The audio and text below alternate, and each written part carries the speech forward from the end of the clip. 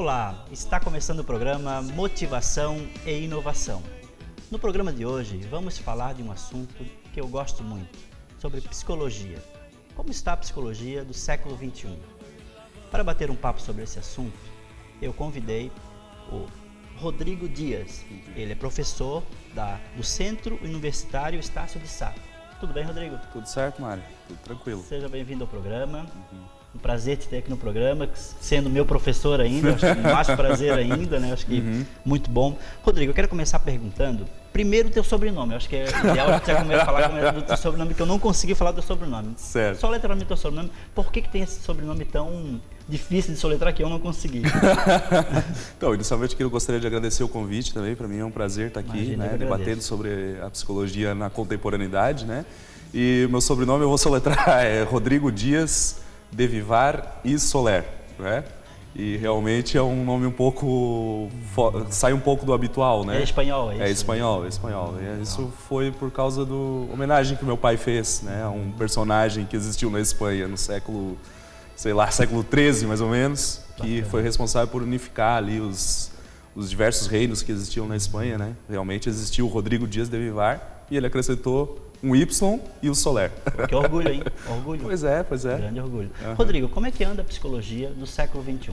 Bom, Mário, eu acho que a psicologia no século XXI ela tem passado por alguns desafios, né?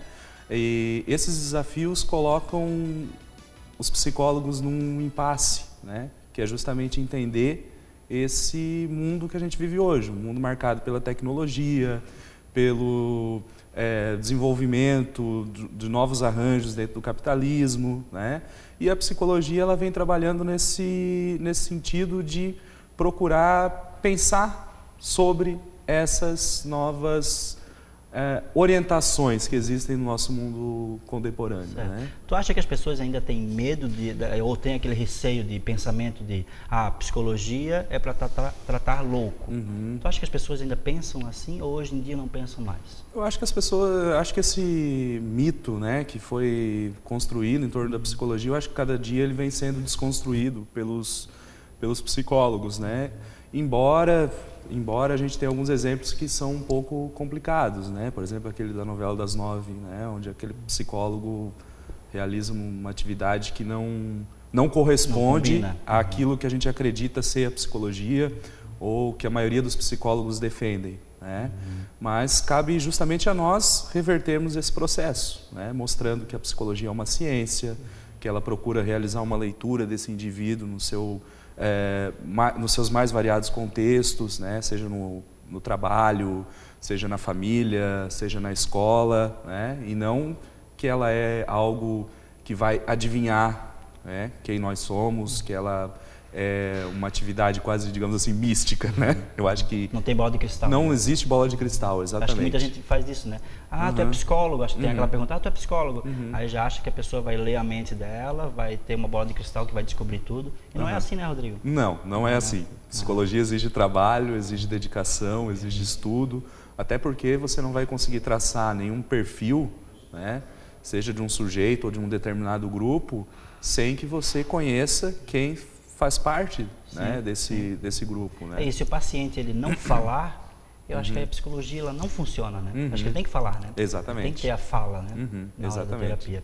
A terapia, o papel dela é ampliar a visão do seu paciente?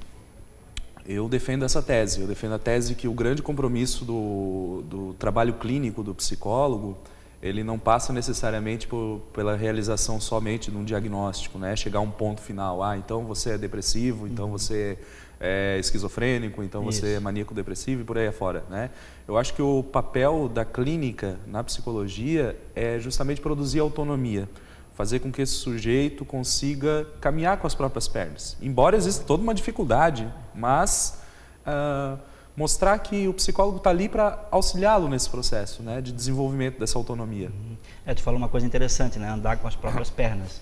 É aquela coisa que a gente pergunta, né, quando vem a cura? Eu acho que a cura é nesse ponto, né? Exatamente. Quando eu consigo, e por ser terapêutico, dizer, já vai reclamar e já vem com a resposta. Mais ou menos isso, né, Rodrigo? Exatamente. E até trabalhar essa desconstrução que as pessoas têm, né? O paciente chega no consultório e fala, mas o que eu tenho, né? Ou às vezes chama até de doutor. Isso, exatamente. Né? E trabalhar com essa desconstrução é fundamental. Dizer, olha, a doença, ela coloca você numa situação, mas a partir dessa situação, o que você vai fazer com isso? Né? Exatamente. Esse é o desafio, né, de pensar nesse processo. A transformação, ela é uma porta que se abre por dentro? Olha, Mário, eu acho que ela depende de uma mediação entre aquilo que você né, com seus valores, seus sentimentos, as suas expectativas em relação a esse mundo, né, e também aquilo que a sociedade faz, né, aquilo que a sociedade produz em cima de você. Então, eu acho que seria o desafio seria pensar um equilíbrio, sabe? Nem a sociedade determina quem nós somos, nem nós, enquanto indivíduos, temos total possibilidade, né, sem levar poder em conta a sobre existência. tudo, eu acho, né? Não tem poder sobre tudo. Não né? existe poder sobre tudo. Eu acho que tem que existir um equilíbrio nesse processo. Né? Então, tu falou 2 vezes na palavra equilíbrio. É uma palavra que todos buscam, né? Desde os gregos. Sim, muitos séculos, e a gente, né, hoje em dia, eu quero conseguir chegar no equilíbrio. Mas como eu consigo chegar no equilíbrio? Que equilíbrio é esse? Aonde que está esse equilíbrio? Esse equilíbrio, eu acho que ele está no momento em que você consegue, digamos assim, perceber. Eu acho que o primeiro desafio para capturar esse equilíbrio é perceber quem são os seus ídolos, né? No sentido geral mesmo. Tá? Quem governa a sua vida? Eu acho que detectar isso já é fundamental. Já é um passo. Já é um passo, né? É claro que num determinado momento da sociedade existiu a coisa teológica, né, de que Deus governava a vida das pessoas, depois vai ser o capitalismo e por aí fora. Hoje são vários ídolos e por aí vai. Isso, né? Então, verdade. detectar esse ídolo que nos governa é fundamental. Eu sempre costumo dizer o seguinte, né? Nenhum ídolo entra na nossa casa. A gente vai lá e pega e colocamos ele lá e enaltecemos isso. Né? Então, detectar isso é fundamental. Primeira pergunta a se fazer, né? Exatamente. Rodrigo, muitas pessoas vivem no passado ou no futuro e acabam esquecendo de viver o presente.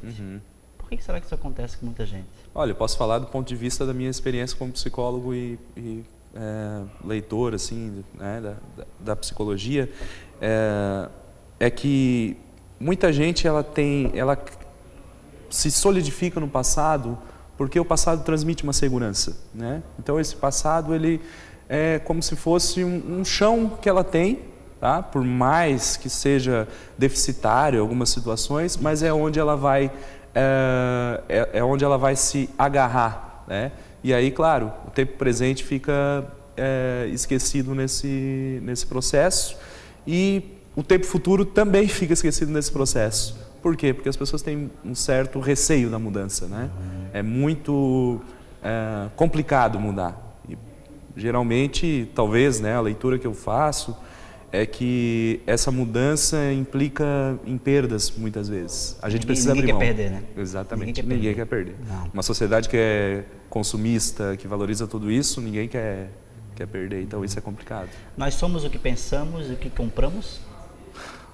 Olha, nem todos.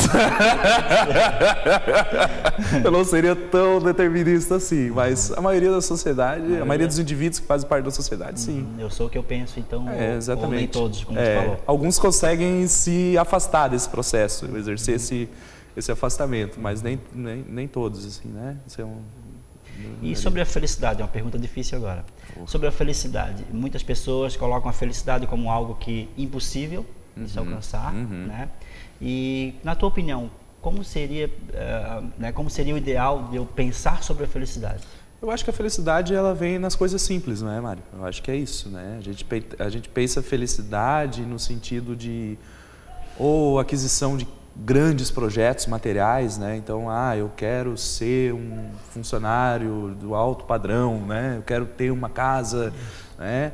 E às vezes a gente não olha para as coisas simples que a vida nos oferece, né? Um sorriso de uma criança, alguém que cumprimenta você na rua, né? Um elogio que você recebe e por aí afora, uma comida que você gosta, né? É nessas coisas que tem que estar a receita da felicidade, não como uma totalidade, mas como pequenas coisas que a gente vai construindo no nosso dia a dia, né?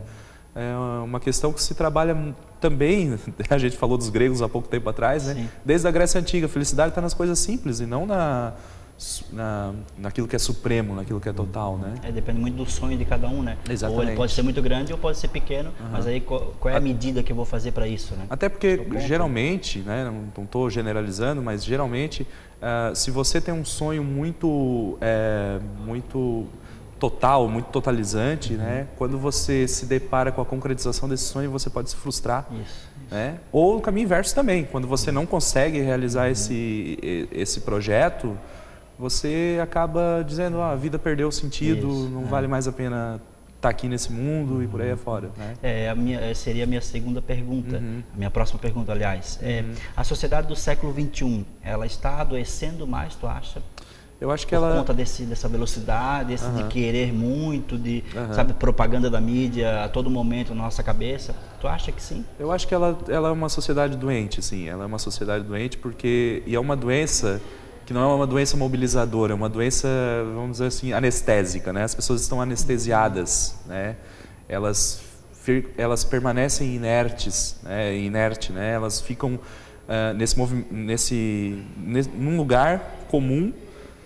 Não exerce aquilo que a gente chama de singularidade dentro da psicologia, não pretende se diferenciar, e isso é extremamente problemático, porque nós caminhamos exatamente nesse processo de um adoecimento coletivo mesmo, né? Coletivo. Eu li certa vez que hoje em dia as babás, né, que cuidam dos nossos filhos é a televisão. Bota o filho na frente da TV, bota um desenho animado, o filho fica lá. Só que o que ele está consumindo assistindo um desenho animado? Propaganda, status e coisas que de repente não é a realidade da vida, do dia a dia, né? Tu acha que isso tá Com certo? certeza, É isso, né? Com certeza. E outra coisa, o virtual superou o real na nossa sociedade.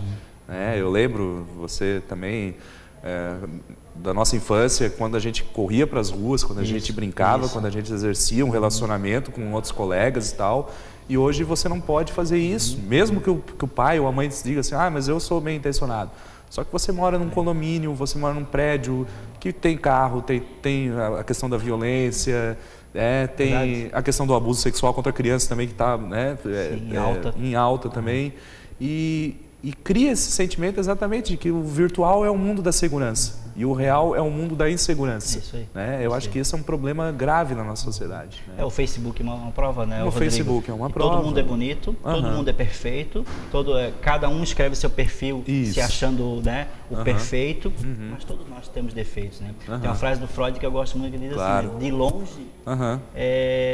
de longe todos são iguais. São iguais, né? São iguais, perto ninguém é normal. Quando chega, quando chega perto, então é mais ou menos isso, né? Exatamente.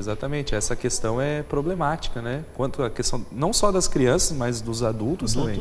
Os relacionamentos hoje são virtuais, e esse virtual vem consumindo quem nós somos, né? Vem cada vez mais ganhando espaço na nossa subjetividade, né? Então muitas pessoas ouvem, né, falar em depressão e, na verdade, muita gente desconhece o que seria uma depressão. A depressão é um alerta de que algo está errado? O estado de depressão, sim, é um alerta, sim.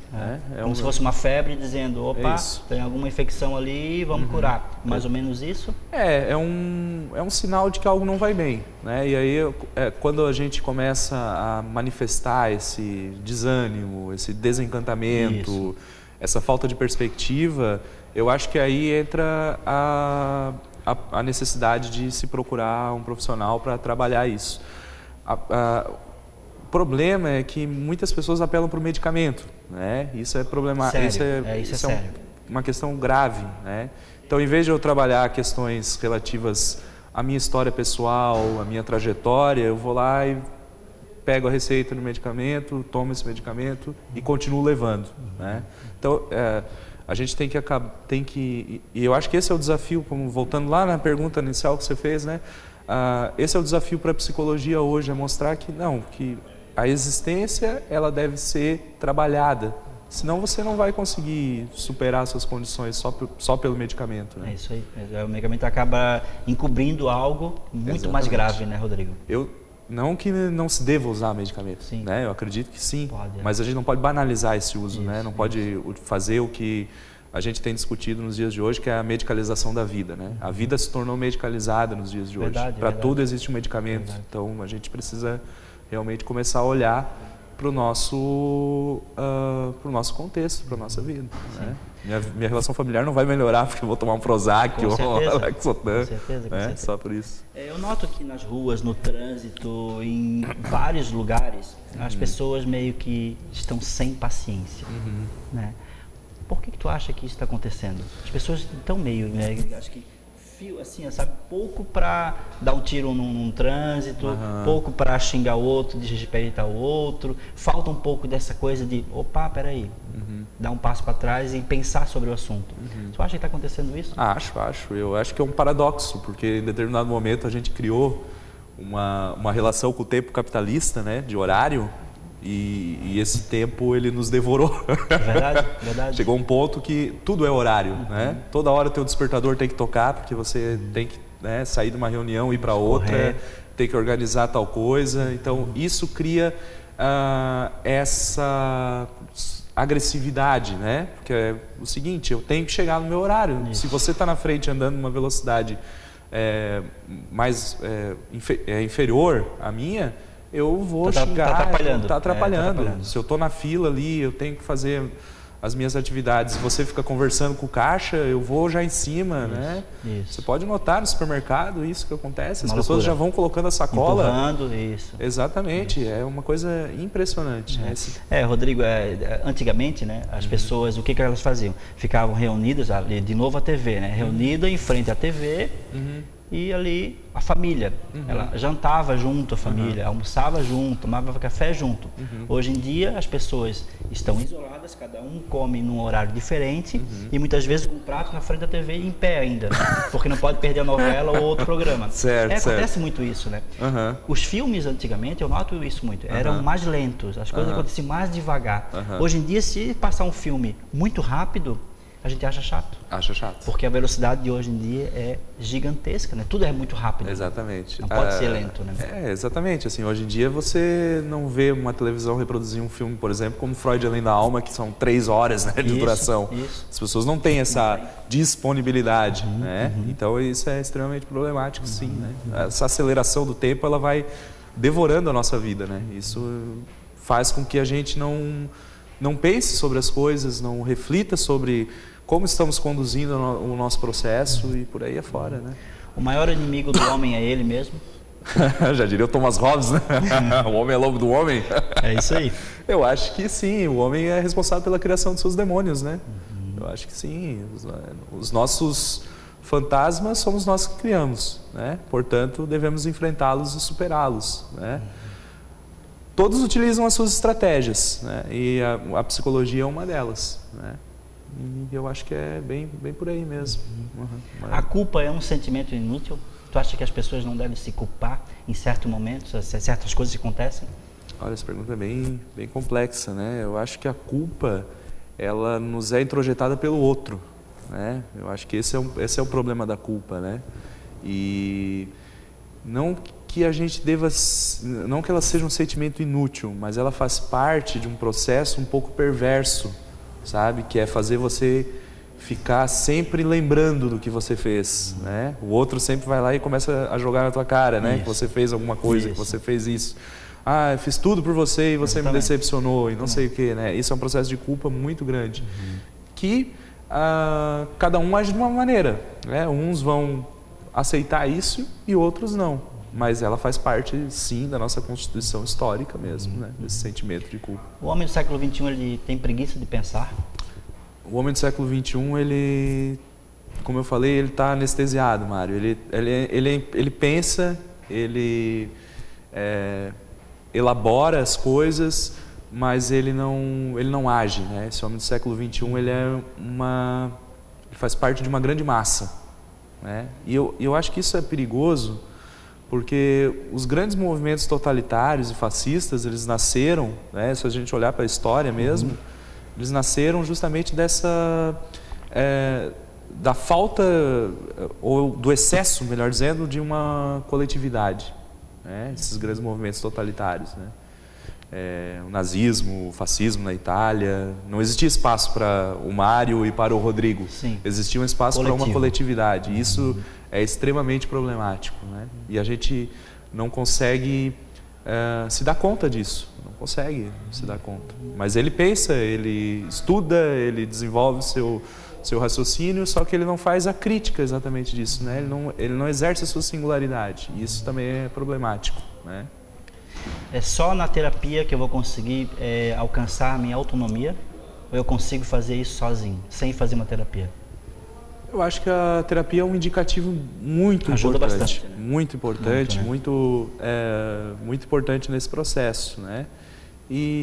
Mas não se restringe a ele, pode ser no campo das artes, pode ser no outro processo, né?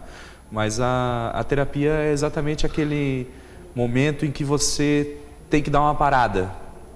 Aqueles 40 minutos, 50 minutos que você fica ali no psicólogo, é o momento de você sair desse processo do tempo capitalista, do mundo, e dar uma paradinha ali, né? 40, 50 minutos e tal, para que você realmente possa se perceber como sujeito nesse mundo que você vive. A mulher do século XXI, ela está buscando mais conhecimento, né?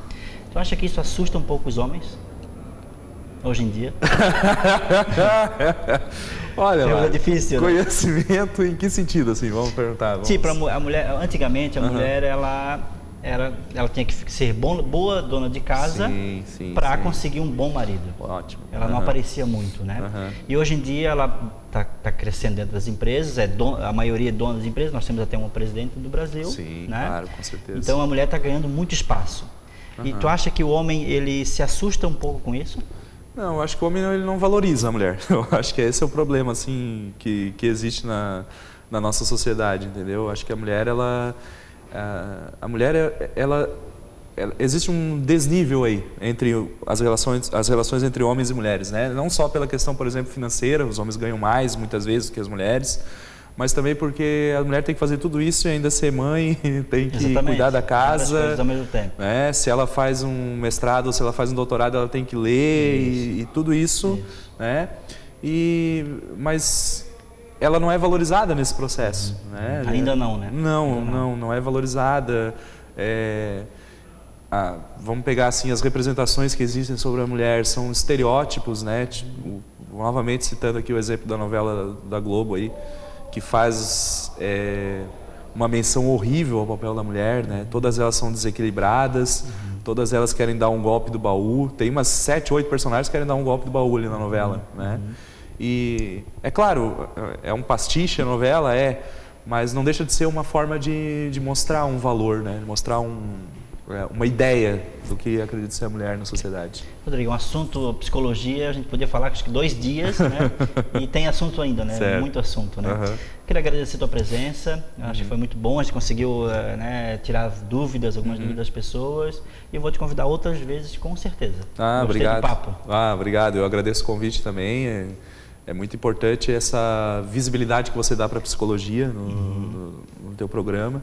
E eu estou à disposição aí para novos contatos aí, tá bom? Obrigado. A frase de hoje diz o seguinte, combina muito com o papo que a gente teve hoje. Quem olha para fora sonha, mas quem olha para dentro acorda. Esse é do Jung, essa frase, que eu adoro. Se você quer assistir outros programas de motivação e inovação, acesse meu site www.mariopalestras.com.br. O programa Motivação e Inovação vai ficando por aqui. Assista agora o vídeo motivacional da semana. Até a próxima!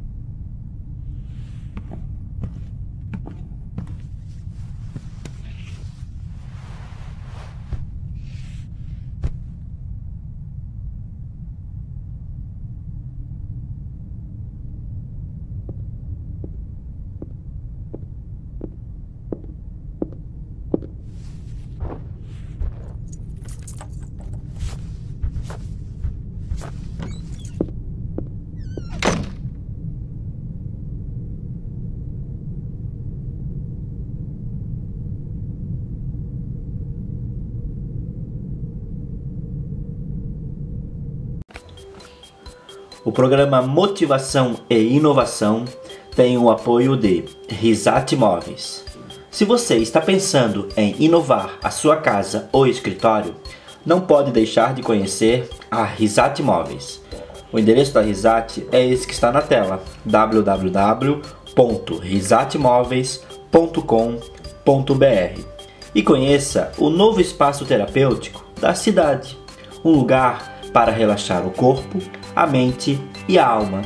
O endereço é esse que está na tela: www.soldalua.com.br.